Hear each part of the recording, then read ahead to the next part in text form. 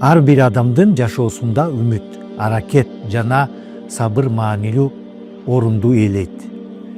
Алла Таала Куранда мындай айтты: ким Аллахка таянса, ал ага жетиштүү болот. Бул аят бизге чыныгы күч, жардам жана ийгилик Аллахтан.